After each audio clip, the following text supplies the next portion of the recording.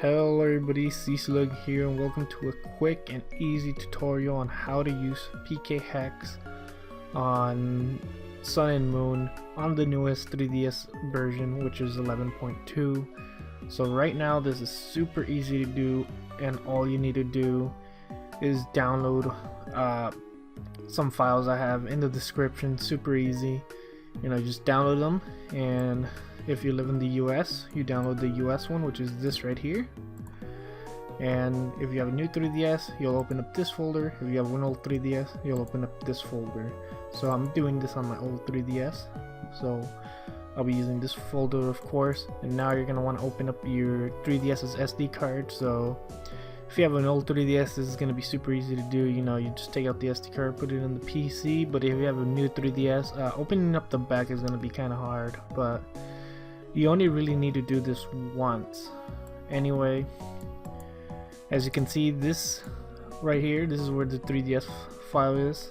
This is the root of your SD card. Like, there's nothing more above it besides this. And this is what you would download. So you just go in here and you see all these files. You just highlight them all, drag them, and copying, bam, you're done. Alright, so now that you're done with that, you can just put the SD card back into 3DS, turn it on, and go to the 3DS's sound player. It's gonna turn on, it's gonna tell you some stuff, but just go down to SD card and play this music file right here, and boom, there it is. You should be in Homebrew by now if you downloaded the correct pack that I have in the description and added it to the root of the SD card like I showed you. Yep, you are pretty much done in the Homebrew launcher, and from here you can run applications. And the one we want to take a look at is this one, JK Manager. You're able to pick a game from either the one in your cartridge or if you have it downloaded. So just push A on anything you want, and hopefully sometimes you might get a yellow screen of death, which just means it crashed and you have to try again. But more often than not, it works and you'll be brought up to this menu right here. As you can see, it says Pokemon Moon, export and import. So you go to export. If this is your first time doing it, you're not gonna have anything. So you just click A on new, and right here just put 1 or whatever, push OK, and bam, you're done. So after you're done with that, just turn off the DS, put the SD card back in your computer, open it up, and you'll see that I already have PK Hex in there ready for you. So I mean, you could drag it to your desktop and have it there, easy to get, but you can just open it up, and PK Hex basically look through your SD card, and it more often than not will just find your save file, and you'll have everything you need. So yeah, you're pretty much ready now. If PK Hex doesn't go to where you wanted to go, just click File, Open, and your SD card. It'll make a folder called JKS. Go to Saves, click on Pokemon Moon because that's the game I'm doing right now. This right here, this is the name you gave your file when were extracting it, and click on Main, and boom, there it is. So now you can do stuff like view, paste. That's basically cloning. You can view, edit a Pokemon to level 100, set it, and if you want to make a Pokemon from scratch, this is the easiest way to do it. You just view, let's make a Salamence.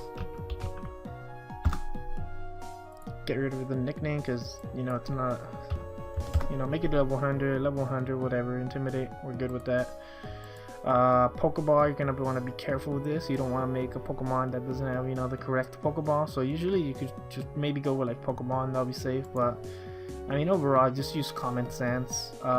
It's easier to make Pokemon that came from an egg because you just click came as egg, changes to level 1, the correct Pokeball. If you're trying to make a starter from Sun and Moon, those have to be in a Pokemon.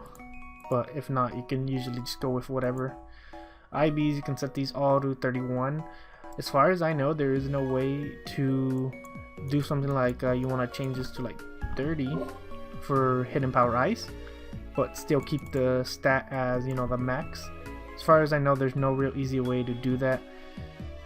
You're probably just gonna want to give it like a bottle cap. Bottle cap, make it level 100, you know, give it 30 for, you know, the hidden power ice or hidden powers that you need, and then take it to the bottle cap guy in, you know, the actual game. And whoops.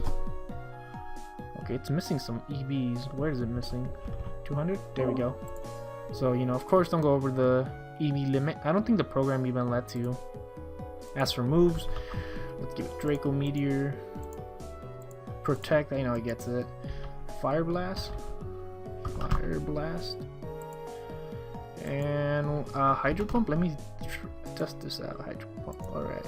So when it comes to egg moves, if you give a Pokemon a move that they get through egg moves, you have to have it right here in the relearn move section. So the easiest way to deal with this is to just click and bam, you are done. If it has the green check mark, you are more than likely good to go, and you can just set it. Boom. Should work online without any problems. I mean, I've been Pokegening since like Black and White, like a month after those games came out in the US, so I'm pretty familiar how all this stuff works. And honestly, Pokegen just makes, you know, Pokemon a hell of a lot better.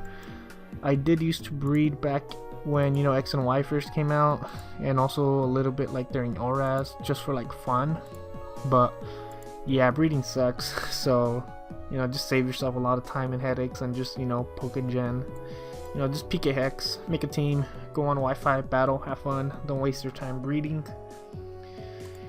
Enjoy, I would say enjoy PK Hex and Pokegen. Enjoy being able to just snap your fingers and make Pokemon while you can, because whenever, you know, Gen 8 comes out on a Nintendo platform that doesn't have Homebrew or anything, we're gonna have to go right back to how it was back in X and Y with zero Pokegen or, you know, PK Sabs. We're gonna have to go back to those dark times. So enjoy this while you can.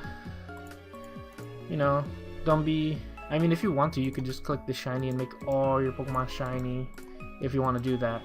But chances are, if you do that, people will know you're, you know, PK Hexing. If you don't care, that's whatever. But if you're going to like a BGC tournament and you want to keep that on the hush hush, then, you know, maybe just have one shiny or something.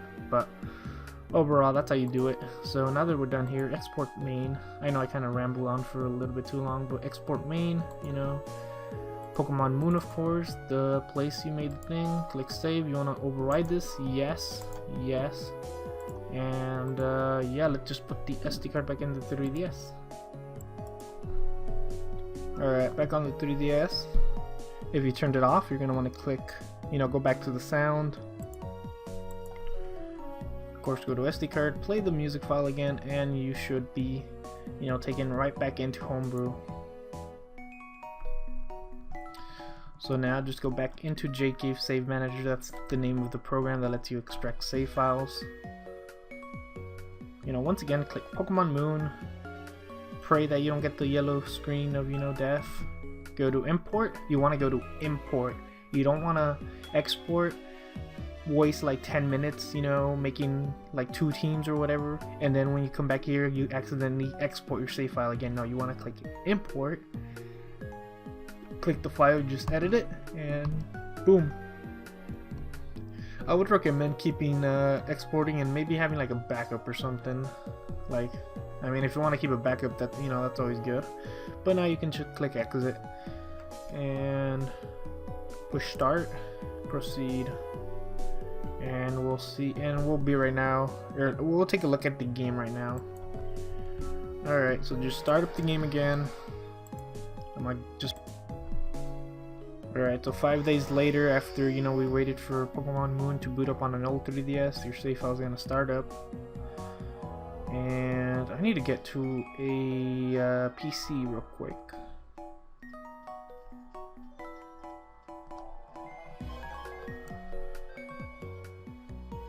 And boom, here we have our army of shiny Salamanters, and this one not shiny. But yeah, that's pretty much how you do it. Easy. I recommend it. Like if you wanna like get competitive in Pokemon, like I would recommend you just use PK Hex and like just don't waste your time breeding. Just have fun battling. Like honestly, just have fun battling. If you like breeding, what you could do is have one copy of Pokemon where you have all your legitimate stuff, like all your fun in-game stuff, and one copy where you just PK Hex and you do your Wi-Fi battles. That's what I've done. That's what I've always done since Black and White. My Black was like my main copy and my White, and then R4 became like my Pokegen copy. X and Y didn't really have a hack copy because we didn't really have hacks. But then when it came to Omega Ruby and Alpha Sapphire, I had my Alpha Sapphire that I PK Hexed in, and my Omega Ruby where I just had nothing but like 100% legit stuff. But overall, this is how it's done. Super easy. I'm sorry that this video is 10 minutes long, 11 minutes long.